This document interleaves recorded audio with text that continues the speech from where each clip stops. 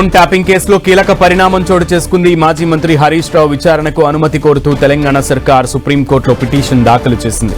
గతంతో హరీష్ రావుపై పంజాగుట్ట పిఎస్లో కాంగ్రెస్ నేత చక్రధర్ గౌడ్ ఫిర్యాదు చేశారు.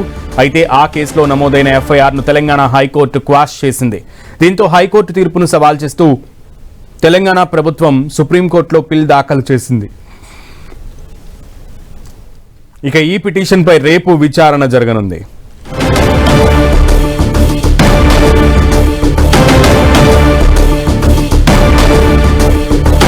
తెలంగాణ హైకోర్టు క్వాష్ చేసిన పిటిషన్ పై సవాల్ చేస్తూ తెలంగాణ ప్రభుత్వం సుప్రీంకోర్టులో పిల్ దాఖలు చేసింది. ఈ పిటిషన్ పై రేపు విచారణ జరగబోతోంది.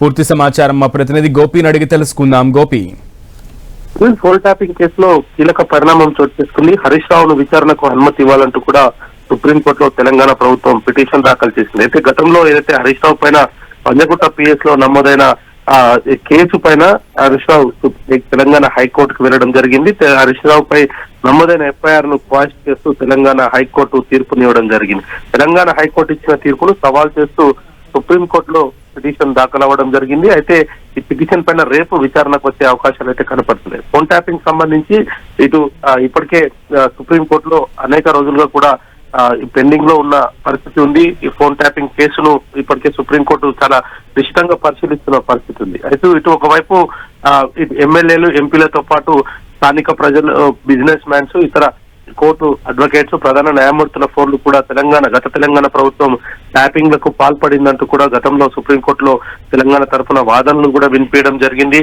ప్రభాకర్ రావుకు సంబంధించిన అంశంలో కూడా ఇటు ఇప్పటికే కోర్టు జూబ్లీహిల్స్ పోలీసులకు కస్టడీకి ఇవ్వడం జరిగింది. ఆయన గత నెల 26 వరకు కూడా విచారణ జరిపి ఆ తర్వాత వదిలివేయడం కూడా జరిగింది. సో ఇప్పుడు ఇటు ఏదైతే హరీష్ రావు పై దాఖలైన ఎఫ్ఐఆర్ ను సవాల్ చేస్తూ తెలంగాణ హైకోర్టులో దాఖలైన పిటిషన్ పైన తెలంగాణ హైకోర్టు క్వాష్ చేసింది. దీనికి సంబంధించి కూడా ఇప్పుడు సుప్రీంకోర్టును తెలంగాణ ప్రభుత్వం ఆశ్రయించడం జరిగింది. మరి రేపు విచారణకు వచ్చే అవకాశాలు అయితే కనపడుతున్నాయి. మరి టెలిఫోన్ ట్యాపింగ్ కి సంబంధించి ఇప్పటికే గత తెలంగాణ ప్రభుత్వం అనేక ఆరోపణలు ఎదుర్కొంటున్న నేపథ్యంలో మరి గతంలో మంత్రిగా పనిచేసిన హరీష్ రావుని మరి సుప్రీంకోర్టు విచారణకు సహకరించమని చెప్తుందా, లేదంటే తెలంగాణ హైకోర్టు ఇచ్చిన తీర్పును సుప్రీంకోర్టు సమర్థిస్తుందా అనేది కూడా రేపు తేలనుంది.